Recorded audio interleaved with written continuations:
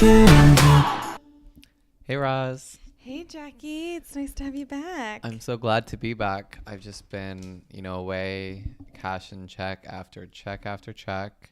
I was in line at Bank of America for weeks.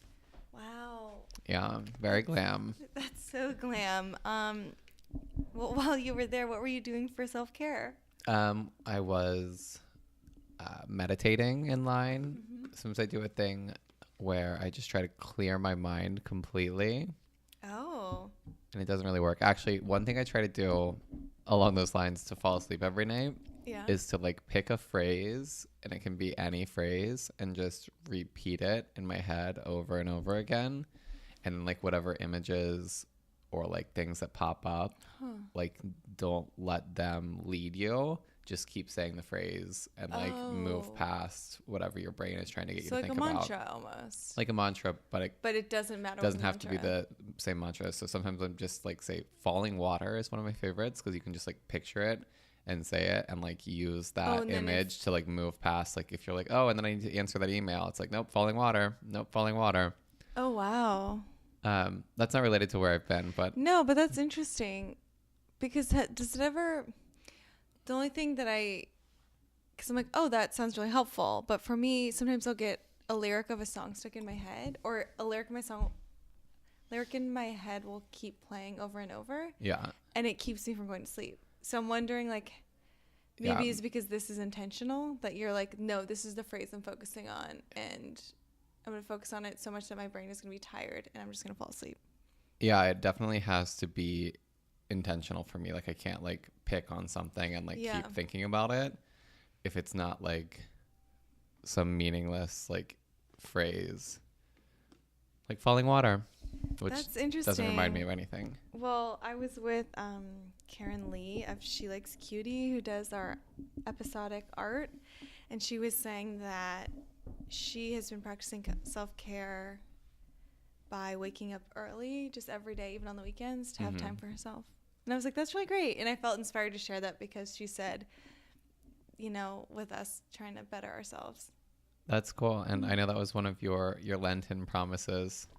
Waking up early for work. Yeah, that didn't work out, but it's been more of prepping for my week to make the week easier, which has allowed for the weekends to be more fun. Is just I do all my meal prep on Sunday and I make it a fun time. I see friend of the pod, Courtney Bush, and we go to Trader Joe's, we hang out, we have a nice walk, we do this, and then I have all this stuff done. That's great. And then you also saw a friend. Yeah, exactly. It's threefold almost, because I get a nice little workout. We call it our CrossFit because we refuse to take a car back. And thinking about and that's a decent walk. Yeah, we each spend it's probably a 45-minute to an hour walk, and then we each, you can get, sorry, I was trying to figure out where to put my mic. We each get probably $60 to $100 worth of stuff at Trader Joe's, which is double whatever you can get anywhere else. Right. So you can imagine how pack meals. Right. And you're so that's why it's keeping your shoulders back and our up. Core tight. So it's our CrossFit. So that's how I've been practicing self-care, and I'm happy with it. That's great. I have been, just to be clear with our listeners, I've been on a full just Gwyneth Paltrow journey. Yeah. And I'm about to embark on another one. So I was in San Francisco, Napa, and Sacramento, all of America's finest places. And I had a little stay in a beautiful guest home that was replete with farm fresh eggs and strained yogurt, and even they made green juice and had it chilling in the fridge for us, just waiting, and a bottle of wine and a loaf of fresh bread, fresh butter. It was just unbelievable. Do they rent that place out? No, I don't think so. I think they just have it for friends and family. Can people visit that winery, or is it not? Right now it's just they produce and sell to restaurants and a little bit to grocery or like specialty wine shops. Oh. But it's called Hudson Ranch, and they are building out new tasting rooms, and I think those will be complete later this year. Oh, that's cool. So then they can actually have like public tastings, because right now they're too small, or they just don't have the space. Right, they just didn't have the space built out, and I don't think we're producing enough volume of wine to necessitate it, and I think they're trying to up their production. Anyway, It was so cool. And then I'm going to Zion National Park tomorrow through Wednesday. So I'll be maybe not hallucinating in the Red Rocks, but a little bit on the Gwyneth. Yeah, well, you'll be glamping. I'll be like full on like bed, full-size bed, and a shower in my tent glamping. That's crazy. I'm so excited to hear about that. And actually, when this episode airs, you'll just be like getting back into running water, or like, yeah, because you'll be out. Like, it's not, they set it up so it's like they bring all that stuff in, right? Or are these like preset? So I think that it's a company called Under Canvas puts it on, and I think that they have these like sort of like, it's almost like a tent hotel. Oh, okay. So you're like coming to like their you go camp. to their, Yes. Got it. Oh my God. So it's very glamorous. I'm very excited. So while you were away, we got about one response to the bracket of most forgiven, which I was called out on last week's episode because I didn't check the email, and I saw that one person responded, so we didn't discuss it.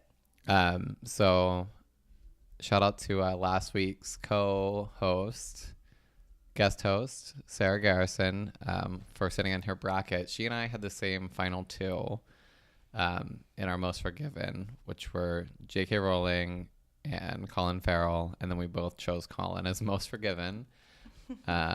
Big shocker. And I had Gwyneth Paltrow v. J.K. with Gwyneth winning. Gwyneth winning, yeah. Makes sense since you were. I was in defense of her, the whole so time. Like why would I? Like, I live my truth. So if you didn't get a chance to respond, we'll do another forgiveness bracket later on when we have even more people to compete, and maybe have gotten to feel 16 out. episodes. That would make sense. Oh yeah, right? like a sweet 16. Yeah. So look out in a couple of episodes. We'll do another one. And maybe, won't give Gwyneth and JK such crazy like 2-match buys. Yeah, but they deserved it. They're ladies. And yeah, they donate a lot of money. I don't know. Whatever. They do good things. Well, so what also you missed being able to discuss Kanye. I did. And I have been very mad about the Kanye situation at hand. Yeah. Last week, I went to my company's kickball game and had a very strong, probably illicit margarita is the best way to describe it. It was in a styrofoam cup that was handed to me and that I drank in a park from a bar. Oh. It was like very New Orleans, but it's the Turkey's Nest in Williamsburg. I was like, were you guys playing in Williamsburg? Yeah, because they do that. Yeah. Somehow it's yeah. legal. No other bars giving you to-go cups, but they will. And they do. Anyway, so I got lit up, as Patrick told me later, because I came home and I was just yelling about Kanye and Kim. So was this the day it all dropped? Was this Wednesday? Yes. Yeah, it was Wednesday. Or Tuesday, I guess, because we recorded. Okay, on Wednesday, I think. No, it was on Wednesday. The same day you guys were recording. I was like, because I think I texted you because you're like, keep me like updated if you see like anything breaking. And I saw Kim tweet in support of Kanye. Yeah. And be like, he's like indefensive, sure. And being like, he is like free to have his own opinions. Right. Or whatever. And I was just like, Mama Chris needs to come cut the Wi-Fi. Did you see that meme? Yes. I like of her running to turn off the Wi-Fi. It's so funny. I tried to describe it to, like, I found myself laughing about that meme I tried to describe it to Sam, and he's like, "It's not that funny." And then I saw a picture of Kris Jenner on Friday, and I was like chatting with one of our interns, and I was like, "Sorry," and I explained the meme to her, and I was like, "It's not even funny, like, but I laughing about it still." You're like spending a whole week laughing about Kris Jenner on like a heel doing like a fast walk, like, looking concerned. I mean, Kris Jenner's just a wealth of memes. Kris Jenner with the gun is just always. Oh my god. Or Kris Jenner and this is the case for the FBI. Like, they're just all memes that like never stop working in most situations where you're, you know, having a very concerned reaction. So I wanted to read from a Twitter thread about Kanye from someone who I think is smarter about this than me. John Legend? John Legend is smarter about this than me, but this is from Chris LeBron, who is one of my professors at UVA and who's now at Johns Hopkins. So he says that one of the most seductive attractions for Black artists in the West is to be considered a genius. There's never been any doubt Kanye has coveted this designation for himself. But Kanye's model of genius is not rooted in the Black tradition. His is rooted in modern white commercial expressions of genius. College Dropout provided a refreshed template for what hip-hop could sound like. The genre owes him a huge step for this. But Kanye's metric for success has never been the degree to which his base adores him, nor his standard of reinventing his art. Consider his constant whining and childish outbursts for not winning mainstream awards. These amount to demanding white institutional recognition. That his genre community already placed him on a pedestal was never enough. Unless he had white affirmation, the love Black folks showed him was never going to satisfy him. So he pushes further. If the white mainstream in music won't stamp him a genius, then he'll do fashion, because all white people know that a genius is someone whose creativity is eclectic and uncontainable. At least thirsty Black folks think this. And he slowly begins to force the world to contend with him as a creator and not only as a musical artist. This then re-ups his idea of what it means for one man to do what others cannot. Not understanding that he is who he is only because of us, brown folks. So now he thinks he's the free-thinking genius on the false, construed white model of genius. So now beyond the powerful creative, he will show just how free-thinking he is. And the most pernicious form of free thinking is to show whites how untethered from group politics a creative Black person can be. And that often entails reinterpreting a problematic white person as himself, misunderstood by Blacks. Why do that? It shows you are not only a free thinking. It shows you not only to be free thinking, but a thinker ahead of the curve. But it isn't. It's retrograde and functionally authorizes racism from the likes of Trump and passivity from problematic liberals. So Kanye and folks like him talking about being free from oppressive Black politics, you go ahead with that. Just know that your coveted institutional approval from white folks doesn't make you free thinking. You've traded your soul and people for new gold-plated shackles. So enjoy the invitation that is most likely coming from Trump. Hooray! You get to go in the big house. Think on that. So obviously, that's a lot to unpack. Yeah, I think it is interesting because it is like the core of the argument is very much about like, you know, also like Black conservatives, and kind of it's like you're literally just seeking approval from the people that are keeping you like confined in your place, like the status quo, right? In many ways. It reminds me of like a comment that I didn't feel like I fully fleshed out when I was saying like there's something about Kanye that's very like Warholian. Mm-hmm. And it's like in this way of like seeking this like very specific type of approval, and also like this idea of genius and how you're touching on fashion, and like right. Yeezus is literally like just workout spandex. You know what I mean? It's just like right. It looks like nice Adidas. Yeah, it's just clothes like, and like big sweatshirts. But it's so safe and it's so white. Right. Also, it's like the Calabasas collection. Right. Like there's this like safeness that he's in his like genius by like extrapolating himself from his race. He's like, I'm safe because I'm not a threat in your like house. Right. To like Donald Trump, or like he can remove him from. Well, it reminds me a lot of, I think, a topic I feel more entitled to be critical about, which is like whoever that Monopoly Money gay man is, like gay conservatives are behaving in the same way, where it's like, oh, like you think all gays have to be Democrats or have to be liberal. Well, I'm a conservative. Isn't that crazy? Can you believe it? I'm a gay for Trump.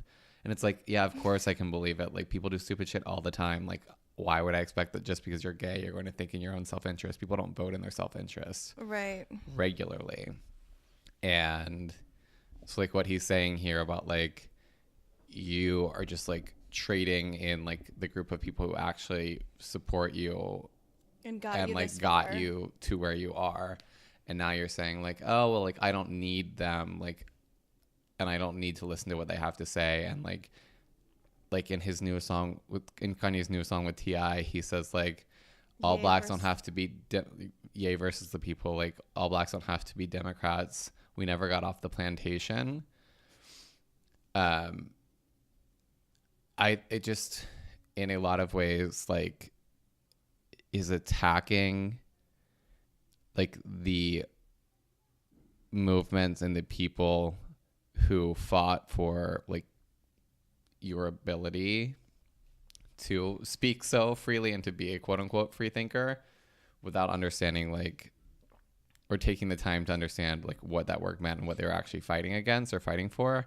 And I feel the same way when we see like gay men and LGBT people do this. We're like, oh, like Trump's gonna keep us like safe from Muslims or whatever, like radical terrorists is like the tagline I guess that they often fall onto. Or Percy Weasley, if you guys aren't connecting with any of these examples. Right. Or even like looking at like women who don't call themselves feminists but are like, but I'm a CEO. And it's like, oh, really? Do you think that your right to work was just God like given to you? Do you think you get paid and as that, much like, as your male counterpart? Right. That like Mary Wollstonecraft didn't like have to fight like it's like centuries before your own parents were born in order for us to be where we are in the present day. Right. Like with the rights that maybe were God given, but then man taken away. Like, but it's all fighting against like a white patriarchy is like one continuous battle. But it's also like and so these people can do this because of their privilege. Like, you know what I mean? Like that's the big thing that it's like even these like gay conservatives that love to I'm not saying they love to be the token, but it's like, look at me, gay for Trump, or Caitlyn Jenner, like I'm transgender and I love Trump. I'm still a Republican. Yeah. Like, it's like, okay. I've always wanted to live as a woman, but I've like always lived as a Republican or whatever. Whatever she said. Yeah. Right. It's contrarianism. It's not like, it's just being contrarian for the sake of being contrarian and thinking that you're saying something new. What you're saying is something that would not be like, it's like the same people are probably like saying like, oh, I don't like want to be a part of identity politics. But the only reason that someone like a Candace Owens or a Diamond and Silk, or I can't even remember his name, so I'm just calling him Monopoly Money Gay for the rest of my life. Chadwick Moore. Monopoly Money Gay. Like the only reason that anyone is listening to anything you have to say and thinking that it seems new or interesting is because you're repeating old white men's words, but you're a black person or a gay person or a woman or a transgender woman, whatever, like spouting off old dusty fucking ideas. Well, it's that when it comes from like the horse's mouth and the horse being like whatever minority that's being oppressed, it's like, well, see, they believe it too. Right. And so it's like it's like this hegemonic process where it's like racism and all of this is so deeply entrenched and enrooted that now these people are even believing the lie. Right. You know what I mean? That's what it is. I mean, it's hegemony, but I mean, it's that, and it's I mean, in some ways it often like feels like Stockholm syndrome. It's like you're just like becoming one with your fucking captors. Right. And with Kanye, something that I totally forgot when we mentioned like Kanye saying George Bush hates black people. That's like the pull quote. But before that, he actually says a lot of stuff where he was like, they're just showing the looting. They're not showing any of this other stuff. And made like a very like coherent argument about the portrayal of Black people during Hurricane Katrina, and it was very humanizing, and it was like a very strong plea of like, please humanize these people and understand. So it's funny just like thinking about his politics now. It's like they're so removed, and he's in such a different place in his life that he's so quick to forget where he's come from. And also he just, I feel like he doesn't read. Like that's the thing that I can't get over, is like this lack of like concern of like consuming anything else other than his own thoughts. Right. Is so problematic and damning and damaging that he's the same as Trump. It's just like, well, I don't need that.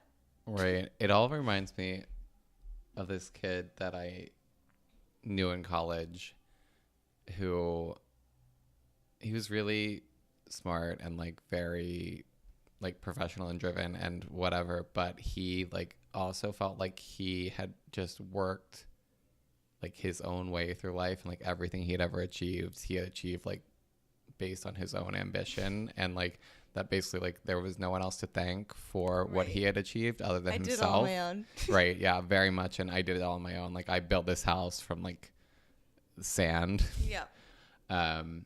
And he like wrote this, he decided to graduate early after like accepting all of these like community-based like scholarships? No, like accolades. So like at UVA you can live on the lawn, which is like the main like quad of UVA, but basically you like enter a competition of sorts to be selected for a room, like based on your like scholarly merit, your contribution back to the university, like the groups you represent, and like so would be like the figurehead for on the lawn, so that everyone, like all student groups, have like a place secured on the lawn, because it's like where people tailgate and like have student gatherings. So like you're a representative of a larger group. Right. And he had a room on the lawn, and then decided to graduate early and like write this big letter about how the end is not near, it's here, was the subject line of this email.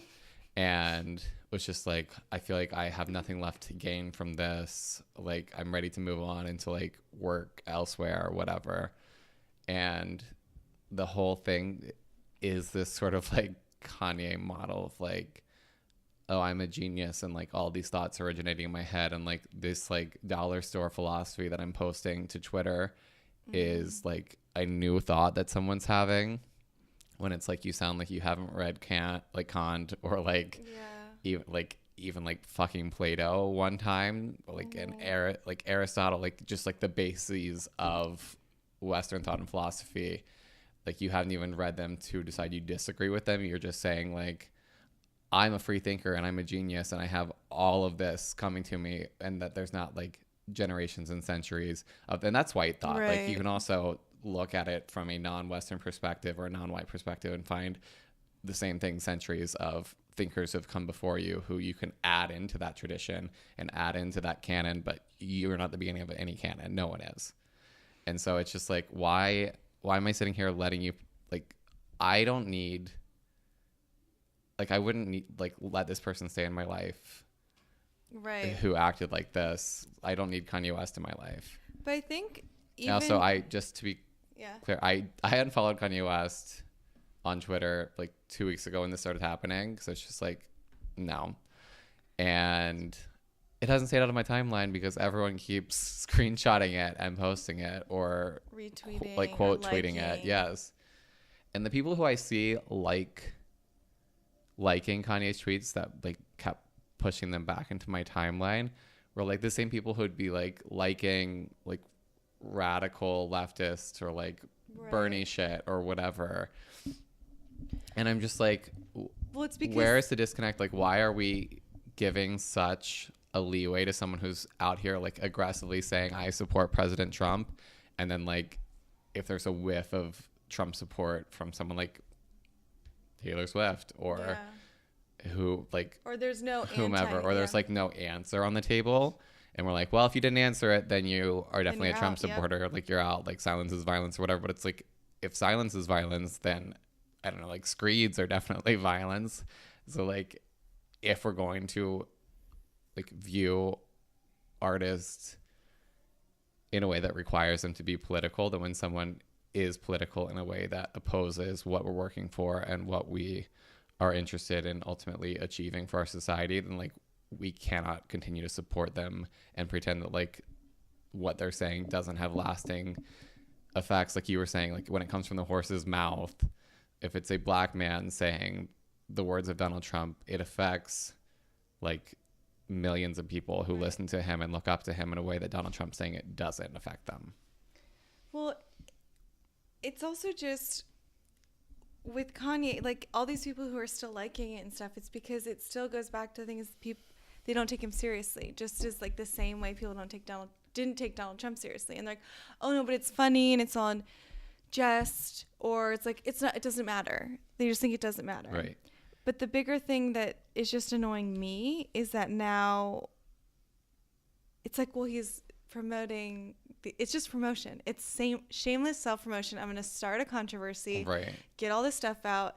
In many ways, he's taking a book out of the Kardashians' page. Like, we're going to, you know, before we drop season 10, like someone's going to announce an engagement. This person's going to announce a pregnancy. Oh, there's going to be some scandal that we've been sitting on for months. We'll release it. And then Kanye goes back to John Legend is critical of him.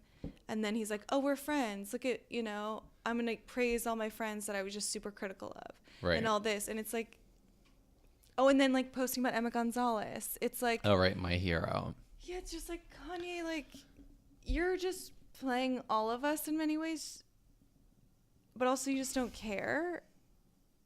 Because you have this like thing where you can create anything and it doesn't matter. Right. It's to also you. just like, I mean, it's a desperate need for attention.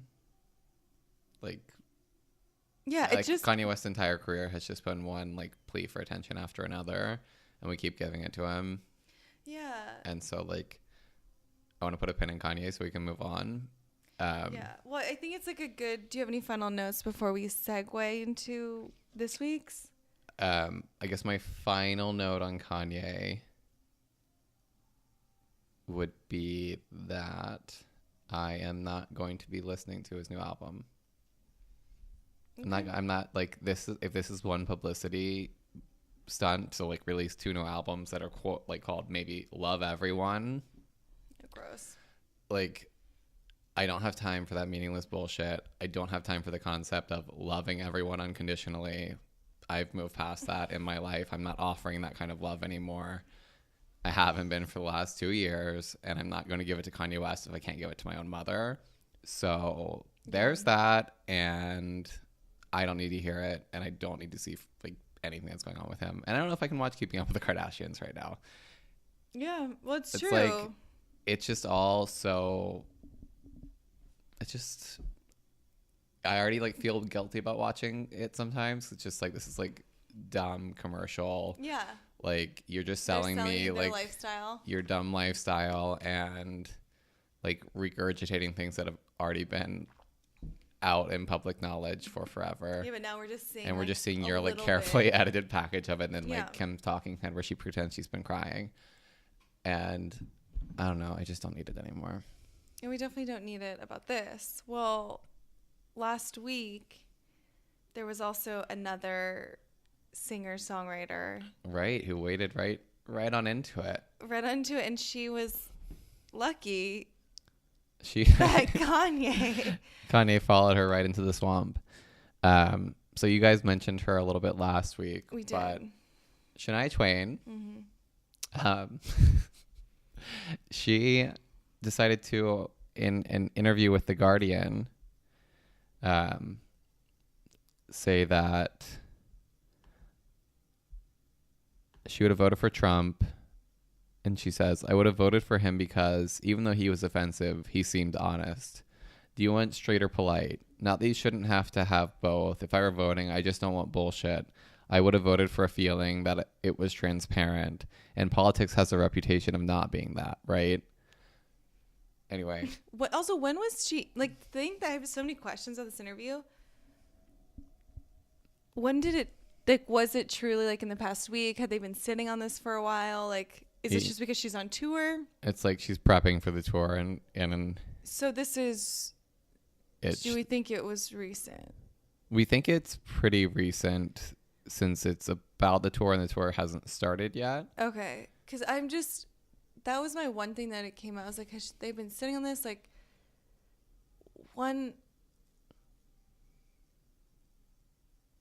is she that,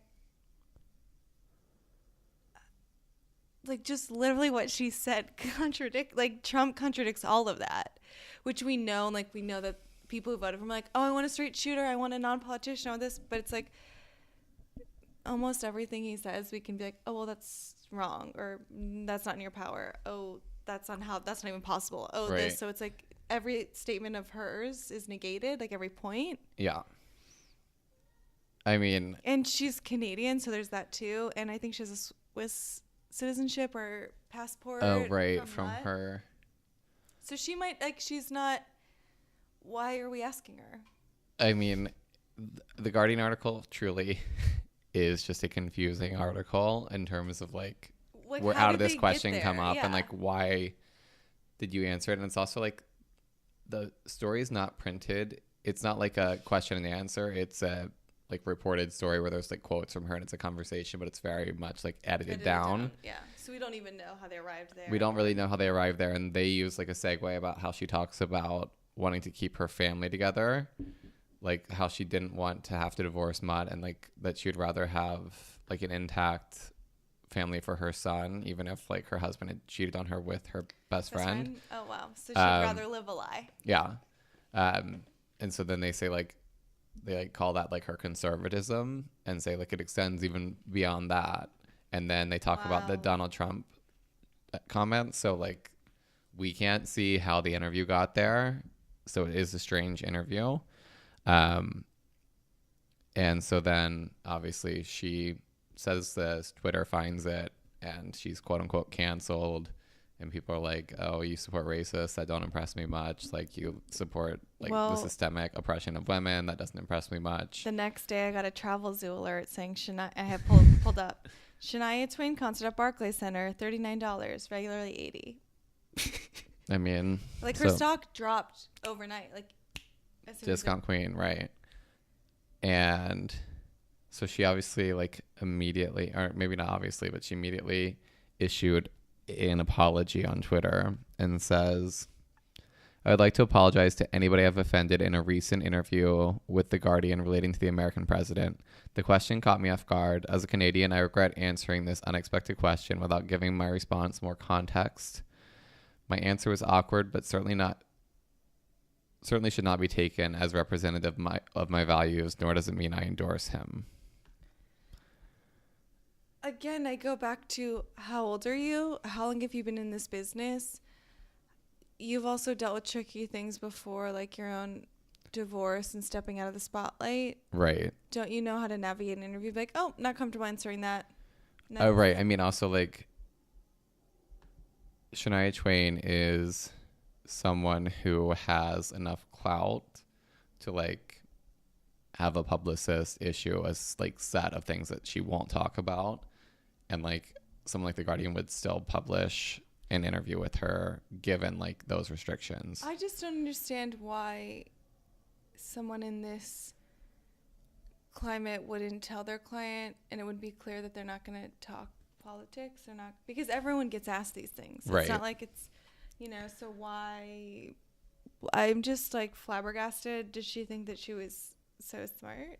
You know what I mean? Like, it's almost this idea that she's like, oh, well, you know, my point is valid.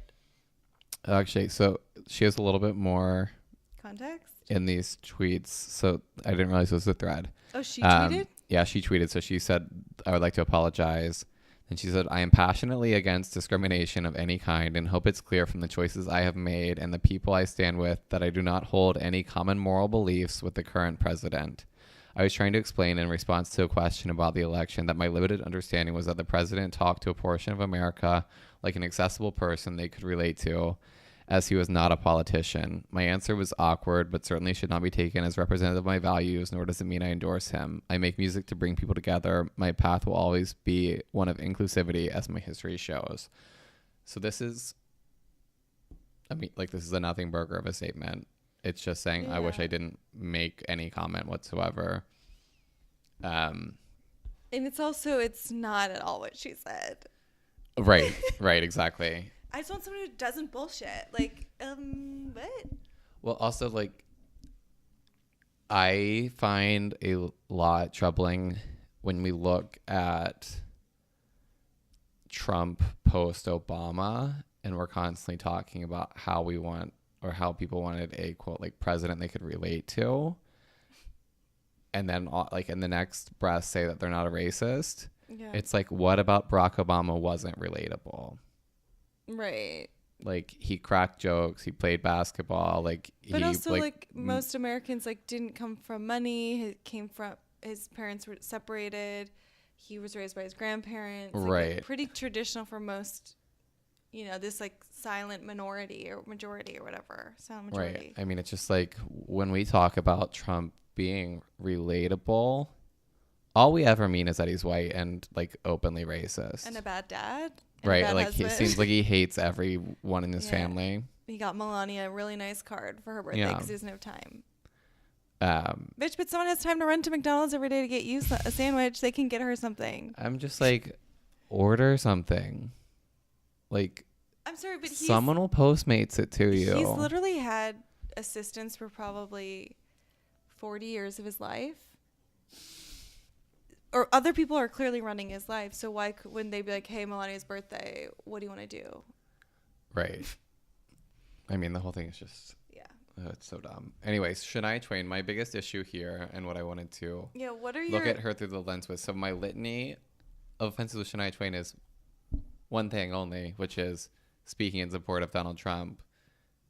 Well, I guess it's two things. It's that, and then like an attempt to backpedal it rather than like having a principled stand if you're going to make a political statement. Right. But so before you are a fan of Shania Twain. Oh, yeah. I mean, I owned, obviously, Come On Over and Up. I mean, everyone did. It sold 40 million copies. So I think it's the highest selling album ever by a female artist. I'm going to check that right now. If it's not, it's like in the top 2. But she was the first country crossover success. Like, she created a world in which Maren Morris can be on a Zed track. Zed, my favorite pretty state. And yeah, I was really excited when she had a new album coming out, and I was excited by the publicity tour. So she last season was on Broad City as like the fulfillment of a long running joke about how Abby trained Shania Twain. I was training Shania Twain. Yep. And then she ends up actually having to train Shania Twain. In the season, so that was season 4. In season 3 of Broad City, they had a whole like pro Hillary episode that had Hillary come on the show, and like Alana worked in a call center, like working to support at the volunteer the volunteer center under Cynthia Nixon. Anyway, so like that show obviously like has a very distinct political bent. Right. It's a liberal. It's right. It practices what like it preaches, you know. It supports liberal policies and politics and these characters. Right. And I mean, like, I don't know, like we could also, I'm sure, pick apart like issues with representation on Broad City or whatever, but like in general, like. But in general, it's like. Right. There's like way bigger fish to fry, obviously. They do say Yas Queen way too much, but like. IQA. Whatever. So she's on Broad City, and then recently, right before these comments were made, she was the guest judge on RuPaul's Drag Race, where she was just boring. And this like one queen was like, "You've been my role model, Cameron Michaels, like my whole life. Like I like got into drag because of you. Like I would like lip sync like your songs around my house and whatever. Like you've been my like inspiration my whole life." And her reaction to it was truly like a stone faced, like, "Wow, that's really beautiful." If you can't see me or hear me, I'm trying to look as stone faced as possible. So Shania's publicity tour here has been like very like liberal leaning. Right. Liberal leaning and like trying to connect with like a female fan base and a gay fan base, and like which are fan bases she's always had. I mean, she's like, but she's situating herself like Broad City is pretty queer, right? And so is Drag Race. Right. Like these are both existing in the LGBTQ community, and then you're gonna like vocally support someone. Donald Trump. I mean, Donald Trump, you know, that was support. Like, if I could have voted, that's who I would vote for. Right. And then this thing, like, I don't endorse him or support him. It's like, what do you do then? Like, what do you call that? Well, then why did you say that? Like, a head nod at him. Like, I nod my head at him. I tilt my hat to him. I wave at him across the street like you were endorsing him, or at least, like, that's more vocal support than you give anything else.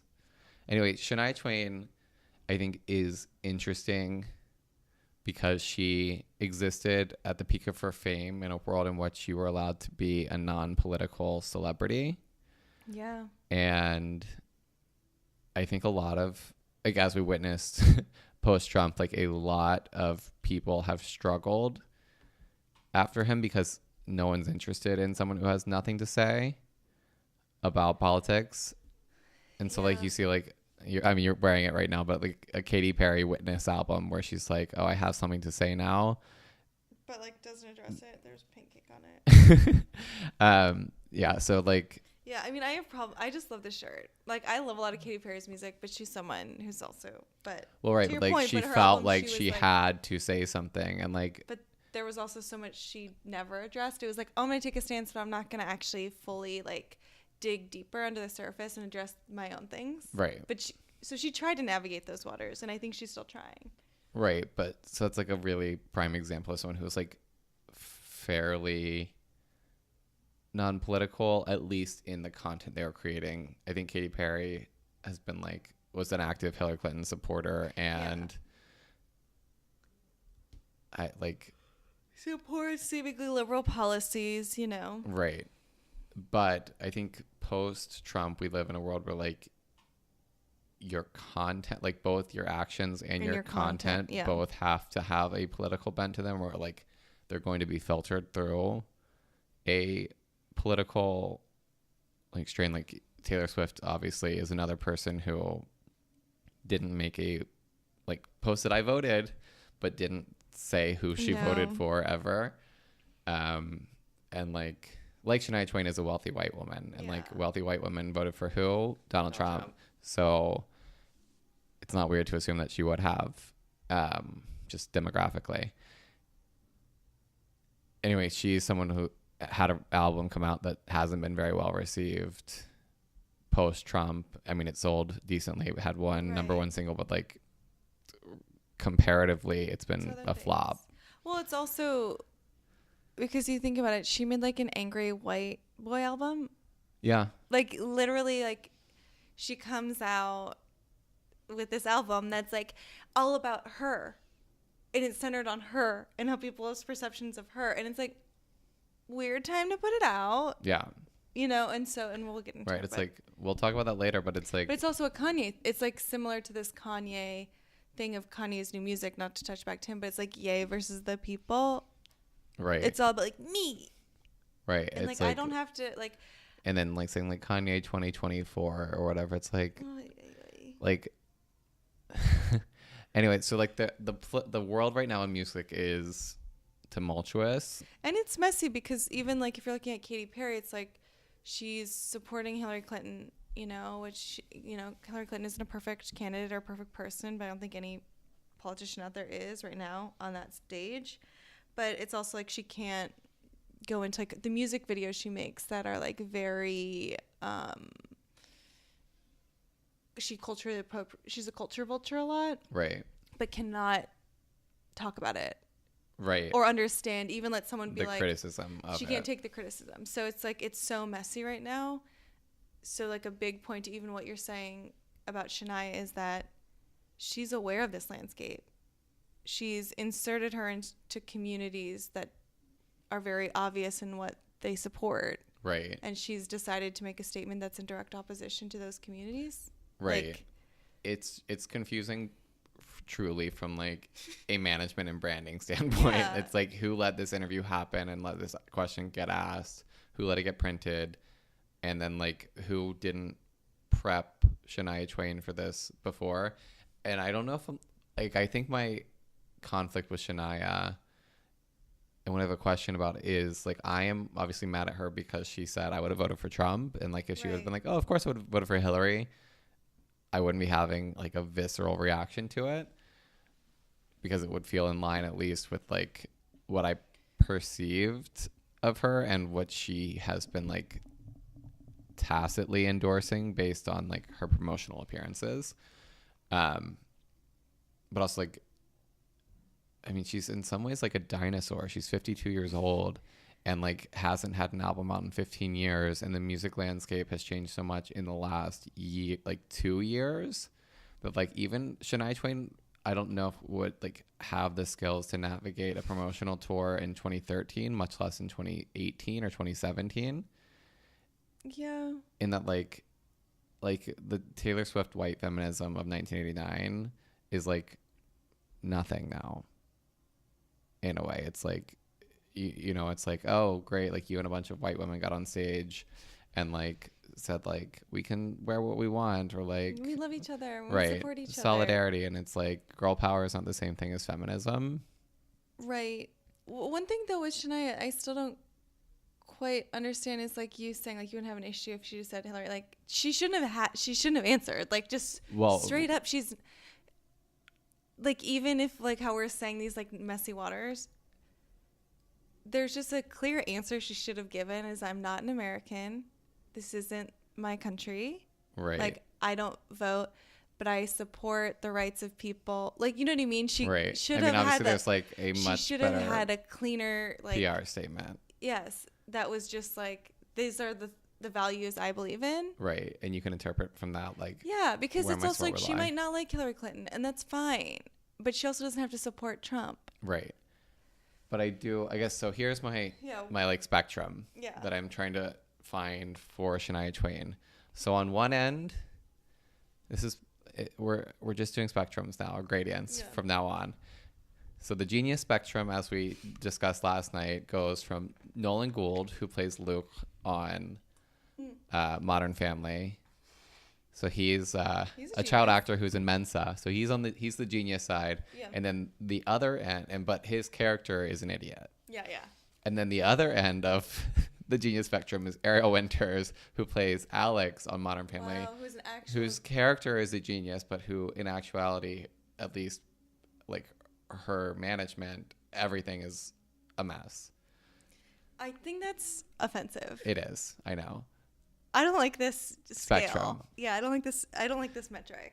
Anyway, I mean, it's dumb. It's just that the actors and the like characters are like diametrically opposed, and so it's interesting, but it is offensive and dumb. Like, definitely understood that. Anyway, but the spectrum, I'm only saying that as a preface to why I keep thinking like this, because I thought it was really funny last night to be like, oh wow, those characters really are the opposite of the people portraying them, or at least like their public personas. This spectrum is, on one end is the Dixie Chicks, and on the other end is Taylor Swift. Okay. So the Dixie Chicks, trying to figure out, like, so obviously because all of these are country music crossover stars. Okay. Shania, Taylor, Dixie Chicks. Dixie Chicks in 2003, sorry, created like a political firestorm by saying that they were ashamed to be from the state of Texas, or they were ashamed that the president was from Texas because that's where they were from and they were proud of their state. Right. And didn't support the invasion of Iraq. The invasion of Iraq, right. Which they like doubled down on, like never apologized for what they said, and we're like, no, meant it. Yep. Like felt it, meant it, and like only feel it more now. Yeah, and stand by it. And then 3 years later, like put out an album, Taking the Long Way, with Not Ready to Make Nice, where they're like never going to apologize to you for this. Obviously, I love them for it. On the other end of the spectrum is Taylor Swift, who has almost never made a like political stance that can be like, long live the words that crash down. Remember that song? It's like sort of a psychotic political anthem. It's what not. is It this? just sounds like it could be used like for the right. What song is it? Long live all the words we crash down. It's called Long Live. What album is this from? So I didn't mean to, but I've literally heard it and I was like, this is a crazy song. It's from Speak Now. Long live the walls we crashed down, all the kingdom lights shine just for me and you. I was like, you held your head like a hero on a history book page. It was the end of a decade, but the start of an age. It's like very like creepy. Sorry, I just like thought about like that crazy scary song. Like in terms of these celebrities, like country music fans are overwhelmingly conservative and white. Right. Is like your stock country music fan. Doesn't mean it applies to every single one of them, but if you're going to say, give me a rap music fan and give me a country music fan and tell me how they would vote. Right. And I mean, maybe the rap music isn't as obvious. Because I think of so many Eminem fans. No, I just think of so many going to high school in Idaho and thinking of so many white boys that listen to music who definitely voted for it. Like who listen to Kendrick Lamar, who listen to very politicized, liberal leaning people, and they like vote. They're like, it's like, yeah. Anyway. But I feel like country is a genre that's so obvious. Country, or it's like country music, like gatekeepers and teeny bop. Like you'd think like it would be young kid, like you know what I mean? When you can like see a demographic of who this serves. So country music has like a clearly understood demographic that country music radio at the very least plays very aggressively to and acts as gatekeepers in a way that other genres no longer do or have. So it's like a distinct landscape. So you have something like the Dixie Chicks who make a political statement against George Bush in 2003, which is obviously a different landscape than 2016 or 18. Right. And country music basically drops playing any of their records. Like tried to crucify them. Like held like burnings of their CDs. Mm-hmm. And like their careers obviously like shifted in a massive way. Yeah, and they shifted as who they are as people because they're like, oh, okay, like we have to take a stand. Right. And then the Taylor Swift side of things, like country music would take her back if she ever wanted to come back, obviously. Right. Well, in many ways, she's doing all the songwriting for people because I feel like she like still. Right. She's been writing for like Sugarland and, but like on her end, like she. Maybe after witnessing the Dixie Chicks also like has never like made a stance that could be like because she's afraid deemed too controversial because of like what we're talking about with Shania, which is like why make a comment if you don't have to because you're going to alienate part of your fan base. Right. And so like Taylor is following that philosophy. Like she did donate to March for Our Lives, but like I mean as Kanye's like my hero Emma Gonzalez tweet shows kind of in an exciting way, I will say, that people are starting to view gun reform or like gun safety laws or like as a bipartisan issue in a way that we weren't talking about it before. Right. So I can criticize Kanye West and be like, you can't say you support Donald Trump and also say that Emma Gonzalez is your hero because they're not fighting for the same things. And one of them is actively supporting the NRA and one of them is desperately trying with all of her might and her life to and their influence on U.S. politics. But you could also view it as like, wow, if Taylor Swift feels confident that like donating money and speaking in support of the March for Our Lives. Right. I was shocked that she did that. As someone who is purposefully non-political, like if she feels like that can be a non-political move to make and it's not going to alienate part of her fan base, and this is someone that I think pretty clearly like would make that calculation before ever. Oh, for sure. Right, just saying like with the Kesha stuff, like silently donating. Like I'm not gonna come out and say times up, before. Right. Yeah. She like does like pilot programs of her opinions. Yeah. Anyway, so if that's like a non-political issue now, then great, gun reform now. Anyway, we condemn Taylor Swift, or at least we condemn might be a strong verb, but like find a lot of issues with her silence. Right. And also celebrate the Dixie Chicks for their outspokenness. But then if Shania Twain, I think my issue with her is that even for someone who I now know I disagree with politically, right, like her wavering on that stance makes her seem both like non-committed to her ideals or her politics or her beliefs. Like she's a 50-year-old, like a 52-year-old woman. I'm assuming she has distilled political beliefs by this point in her life. Yeah. So like the Dixie Chicks, like if Shania was a Dixie chick on the spectrum and is like, yeah, I would have voted for Trump, and like I am like a conservative woman and right, like believe in like and stuck her the family, like stuck her heels in the ground and like held place. Like I would not feel as angry with her, or you just well, like, okay, that's who you are. Right. It's like, that's who you are. And like, so like, I don't like who you are maybe, but at least like, you know who you are in a way. It's like, I can like judge you based on like relevant facts and information. Right. Whereas like after this like mealy mouthed apology, it's like, do you have feelings or opinions? Like you're not giving me anything to like get you. And I don't think you can be I don't know if you can be like political. You can't be political and non-political. So like you can't say, oh, I support Trump, but like, oh, I don't actually like align myself with him, or like trying to like partially walk it back doesn't work. See what I'm like thinking now about it, because I was like, oof, when I saw that comment, I was like, I tweeted like, that don't impress me much, Shania. She's the 53% of white women. Like that's what's not shocking to me at all. She's these women that have never had to be political because their lives and their rights are so safe within this white patriarchy. They're not still. Like she, you know what I mean? If she like supported feminist ideals and equality, you know, it's great for everyone, yada, yada.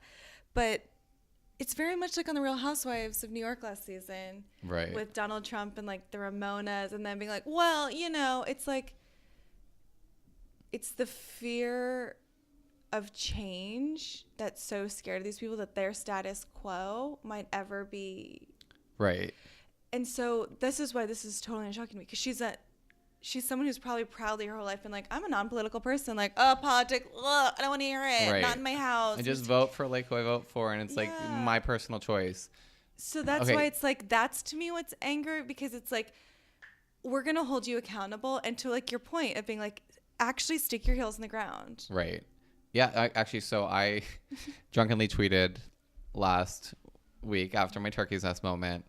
I said not to be such a Carol, but Kanye's being such a Ramona right now, because Kim had him like sending out tweets or like, you know, I don't fully like agree with anyone but myself. And like my wife told me to say this, and it was like the same thing like last season on Real Housewives when Carol's like, yeah, I'm having a viewing party for the election, and Ramona, you're not invited because I don't agree with like the candidate you support, and you aren't going to be there to be happy about the same thing I'm going to be happy about, and I don't want that energy at my party. And Ramona's like, I can't believe you don't want me at your party. That's like so rude. Like I would never not invite you to my party, and like refuses to accept that like her politics have meaning on people beyond herself. And that's the same thing I feel like Shania Twain is doing. It's like, I don't dabble in politics. I would vote for Donald Trump, but I'm not a political person. Yeah, I'm just concerned about my money, like everything else. I don't need these protections. Like I got to where I am on my own. It's like, if I ever have to hear that again. Right. And so like, I feel like that, right. It's like, it's thinking that you're non-political while like, we're all political actors. Yeah, but you're actively receiving like white, you know, we have privilege. Immense privilege. Yeah. Right. And you're immensely wealthy and privileged, and like your privilege is only increased with time. Yeah. Like you don't even need this tour to go well, or like your album to sell well, which good, because they're not. It's not. Neither of them are. But like you don't need it because you already have so much. Anyway, so it's like, who cares honestly if this ruins the rest of your career, because like you didn't even think you were going to come back and have a career, and you didn't need to.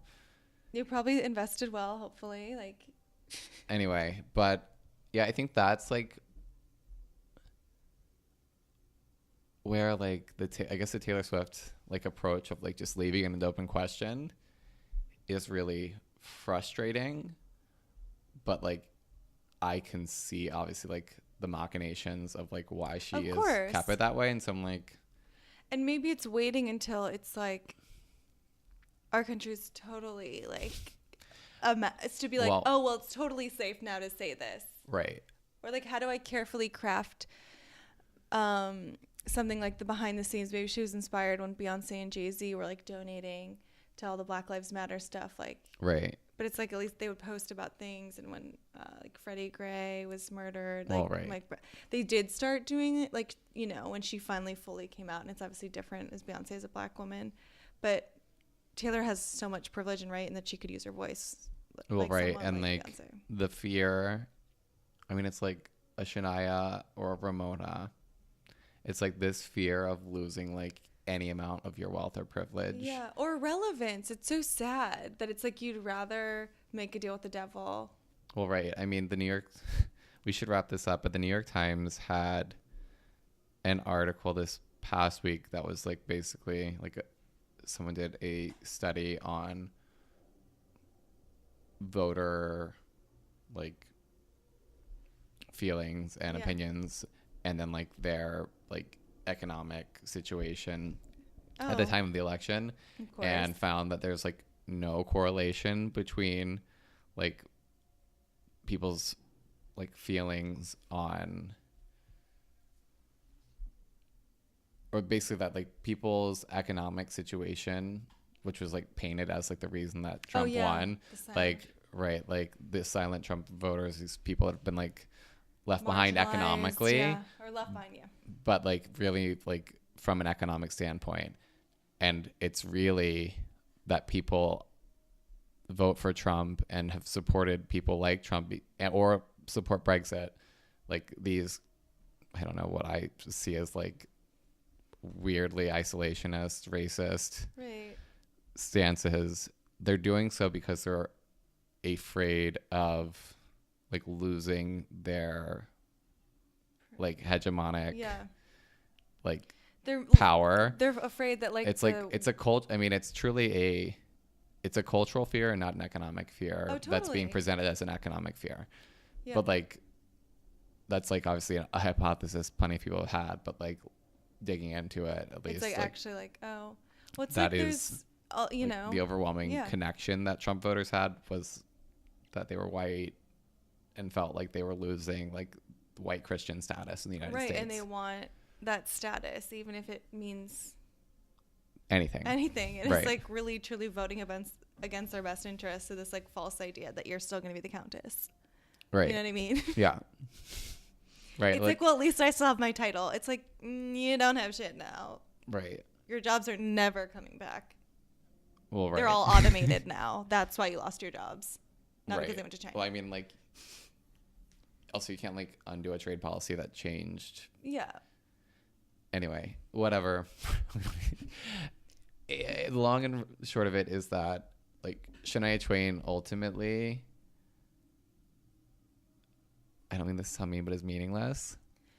She is, but it's like, except that how she is a perfect cipher stand-in for like the 54% or 53% of white women who voted for Donald Trump.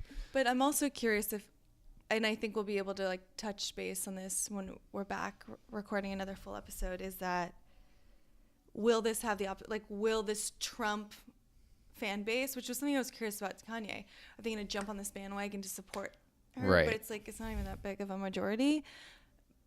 I saw. Like, you know what I mean? Like, are those people going to like lift her career or like try to, but then she never really supported? It's like, who's going to stand for her? Right. Is it just these other non-political women? I mean, Shania at least has like had a very broad fan base her whole career. That's true. Whereas Kanye's been aggressive and political, really in a seemingly liberal bent. Right. For the majority of his career. And so like, whereas Shania is maybe just like losing one of her quadrants, and like so the reinforcing, other have to like work harder. Right. like Kanye is seemingly trying to either, I don't know, drag his fan base to hell along with him or like appeal to Trump voters. I saw a tweet, I think my last thought on Kanye. Yeah. And all this is like Trump has really done so much in his like first 2 years in office. Like all of his supporters now have to hate like football and the FBI and love Kanye West and like talks with North Korea. Like that's huge. Like and talking to like Korea, right? It's like, I mean, it really is insane. Insane. Like seeing these people be like, Kanye West, come on my show. Like so cool. Love Kanye West. Or the hashtag Kane. Oh yeah. People spelling Kanye wrong. Kayne. Right. Kanye. I mean, Kane. I just like if I were to hear Kanye West today perform All Falls Down, I'd be like, do you understand any of the words you said yourself? Well, ask Stacey Dash that too. Dear Lord, that's true. Holy shit. And Sarah brought that up. I was like, that's so the All funny. Falls Down video is the biggest cultural anomaly we have going into the rest of this year. So yeah, for Kanye, not listening to the album, and for Shania, I listened to the album. I haven't listened to it again because it wasn't any good. I'm not going to go to the tour. No. And like, you had a chance to like, I don't know, regain relevancy or like And double down with a fan base who already supported you, and like also like understand the camp factor of yourself in a way that would like extend your career longevity. And because like she don't. you didn't do it. You missed your chance. You got to be on RuPaul's Drag Race and you didn't understand your own camp appeal. You got to be on Broad City and you didn't understand your own camp appeal. You got to be in Vegas and you didn't understand your own camp appeal. Like you don't get yourself, or you don't get like your brand and how it's going to be a lasting brand. And like, it's just frustrating to watch. I don't know. So like, I probably won't talk about you again. This is probably it for Shania. And I'll like occasionally sing, "Man, I Feel Like a Woman" by accident. So in conclusion, I'm just like, I'm bored by like having to pick apart why someone is supporting Donald Trump. Well, and just how I feel like Tara was just like how outdated these people are. Right. No, like, exactly. It's just like, and I think it's part of like knowing your brand, like what you're hitting on with her. It's like,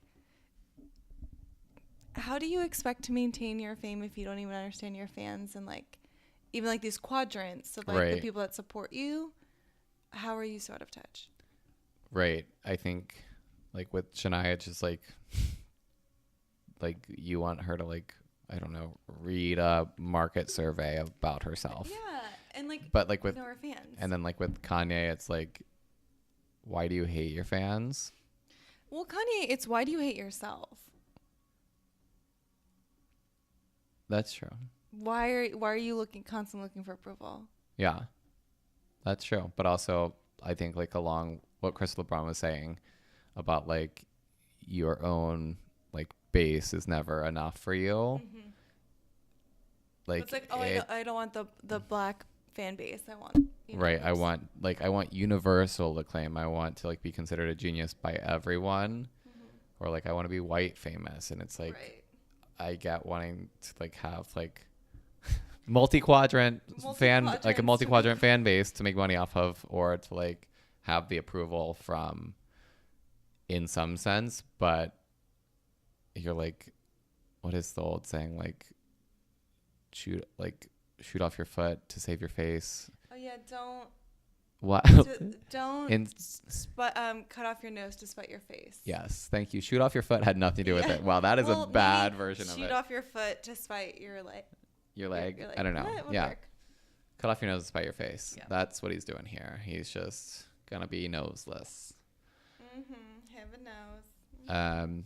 So I'm glad to be back. Welcome back. Welcome back to Trump's America. And we're gonna have a lot of hopefully fun episodes coming up. Yeah, so we have started to receive voice memos, which we'll touch on in our next episode. So don't forget to rate, review, subscribe, follow us on Instagram at we_forgive_you. Send us your voice memos and thoughts at our Gmail, which is weforgiveyoupodcast@gmail.com. And thank you to Karen Lee of She Likes Cutie and Sarah Falkman. And V Johnson for our theme music. V lately. We should. Always thank you to V. Love you. Love you all. Have a great rest of your week. Bye. Bye.